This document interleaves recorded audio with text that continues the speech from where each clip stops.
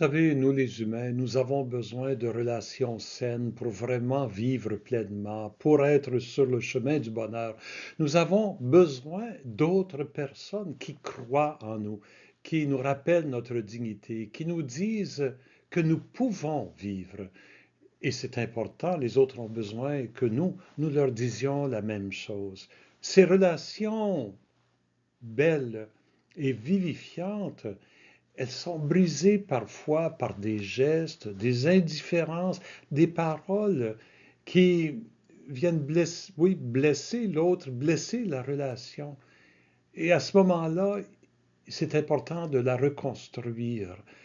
Et pour le faire, la première étape, c'est le pardon. Le pardon qu'on accueille et le pardon que l'on donne. Dans la première lecture, le prophète Isaïe et Ézéchiel, parlent au nom de Dieu.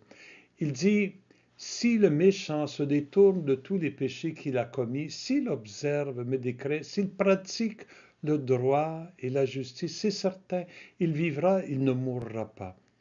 Ce que Dieu est en train de dire, c'est que nos ruptures de relations ne sont pas le dernier mot. C'est possible de reprendre le chemin de la vie. C'est possible de reconstruire un amour. Si nous nous engageons à le rétablir, si nous nous engageons à, oui, à pardonner et à accueillir le pardon, nous pouvons nous retrouver sur le chemin de la vraie vie.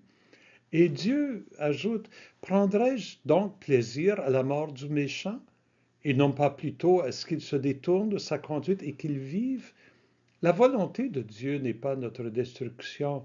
Quelqu'un a dit une fois que l'enfer ne fait pas partie de la volonté de Dieu. C'est nous qui le choisissons et qui le créons. Dieu, lui, ce qu'il veut pour nous, c'est le ciel. Dieu, ce qu'il veut pour nous, c'est la vie en plénitude. Et il veut nous aider à vivre ainsi en nous faisant connaître, nous aussi, le pardon face à lui. Jésus, il présente l'importance d'avoir, de vivre ces relations saines. Hein.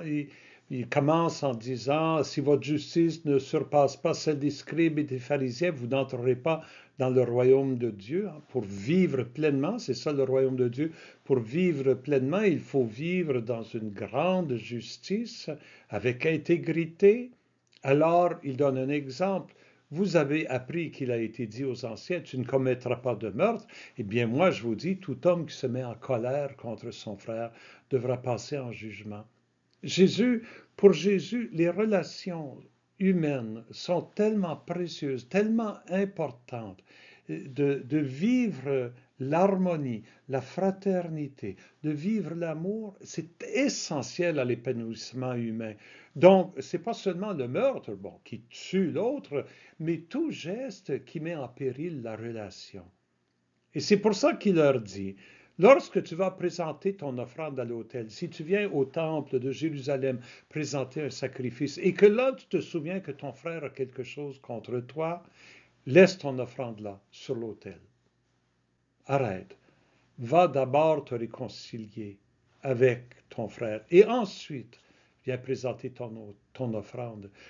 Parce que l'offrande représente la relation avec Dieu, mais on ne peut pas vivre une relation harmonieuse avec Dieu si on ne vit pas de relation harmonieuse avec nos frères et nos sœurs. Il nous invite à entrer dans un processus de réconciliation. Et la première étape de la réconciliation, c'est toujours le pardon. Le pardon que l'on donne, le pardon que l'on accueille et qu'on accepte. C'est une école, une grande école d'amour à laquelle Jésus nous invite. C'est une des vertus essentielles du christianisme. Prions ce beau verset du psaume qui, devant Dieu, l'implore. Si tu retiens les fautes, Seigneur, Seigneur, qui subsistera? Mais près de toi se trouve le pardon pour que l'homme te craigne.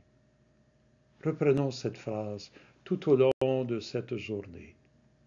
Si tu retiens les fautes, Seigneur, Seigneur, qui subsistera? Mais près de toi se trouve le pardon pour que l'homme te craigne.